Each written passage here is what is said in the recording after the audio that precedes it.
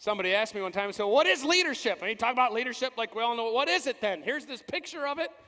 How would you define it? And there's a lot of great definitions in the book that we've taken from great experts. But it can really boil down to this. Leadership is influence of others in a productive, vision-driven direction that's caused and done through the example and the character of the leader. And you think, well, who is a leader? And there's a lot of misconceptions when it comes to talking about leadership. I remember when I first started hearing the word leader, I thought you had to look like Greg Norman. Or you had to be a Hollywood-looking type with long flowing hair in the wind and blood on your sword. But that's not what a leader is. People get scared off by the term leader. That's not what a leader is. A leader is anyone who influences others in a positive direction. A leader is someone who has a picture of what can be and really what should be, and they can't get rid of that thought. And that thought causes them to move in that direction. There's a quote that says, leadership is a planned assault upon the status quo.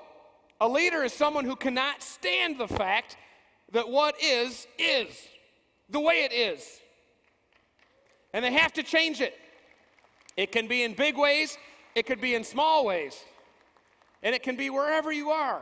It could be a teenage boy deciding to say no to drugs and take 3 of his friends out of the locker room with him and say, this is stupid, let's get out of here. That could be leadership. It could be a single mom struggling to raise her children in the inner city, and she takes extra jobs and tries to train her children and gets them a mentor and gets them out of there or gets them a good environment. These are all leadership where someone takes a look at something that's wrong, or they see something that should be made more right, and they take action to do it out of the conviction of their character. There's another statement that says leadership is character in motion. This isn't right, or this needs to be made more right, and my character will not allow it to remain so. It must change, and I will take initiative to do something about it, whether I look like Greg Norman or not.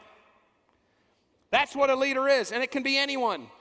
The misnomer is that people think a leader has to be someone in a position of authority, but yet everybody, and this is an important one, this is why the book is relevant, everyone is called to be a leader at some point, and probably many points in the course of their life.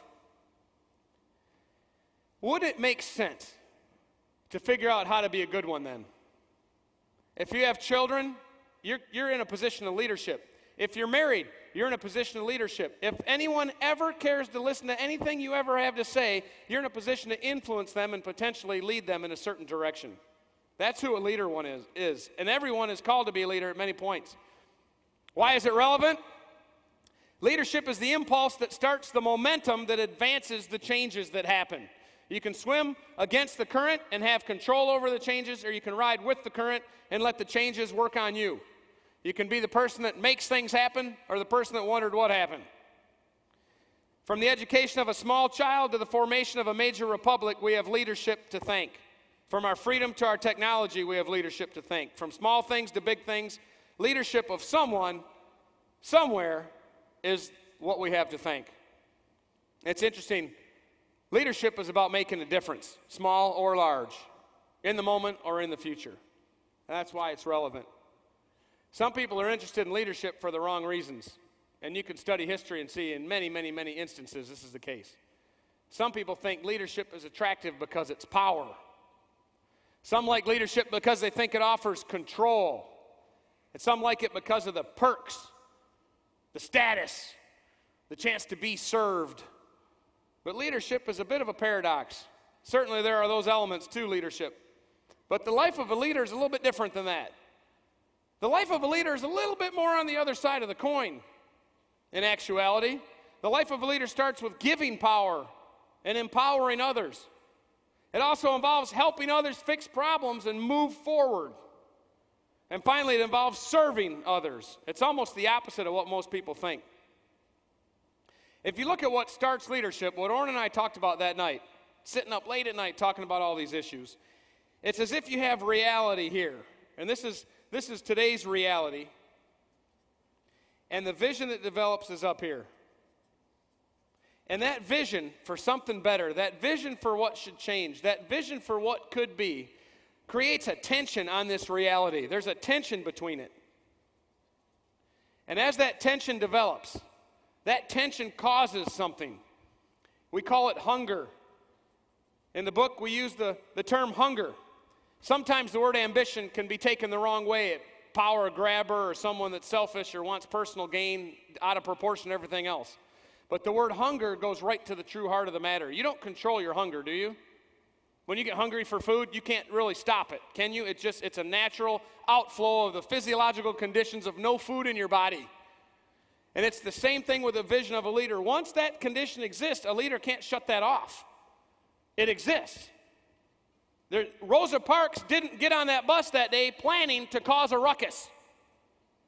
But the vision for what should be, the conviction of her character, kept her in the seat versus the reality of that's not what the rules are on this bus.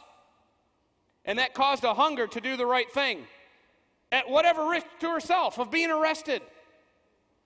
And we can go through history and come up with example after example after example after the example when the vision for something that should be or could be produces a tension against today's actual reality, which results in hunger.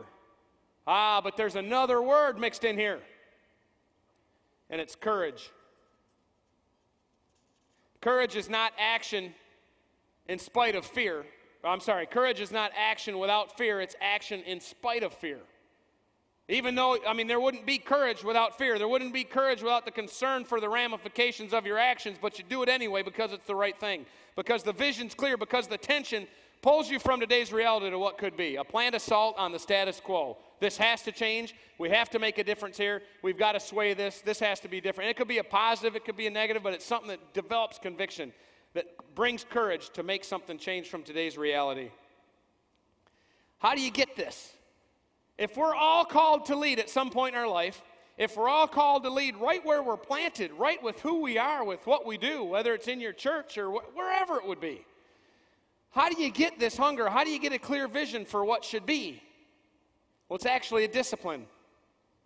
It's actually a discipline to be motivated to accomplish great things.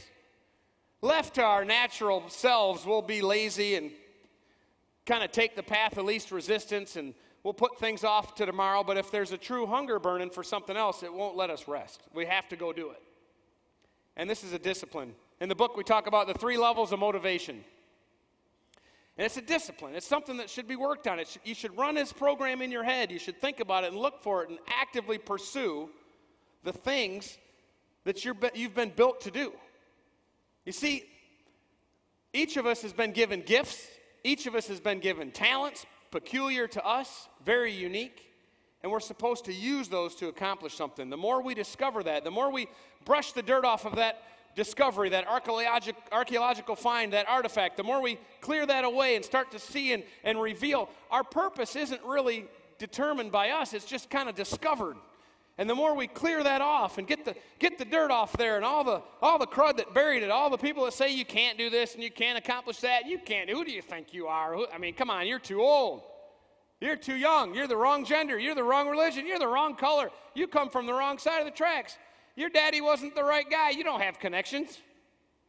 But the more we brush all that dirt off there and we start to discover and find out that we start to see the revelation of what our purpose is. And that's an action. It requires action. It requires a search. It requires a hunt to find out what that is.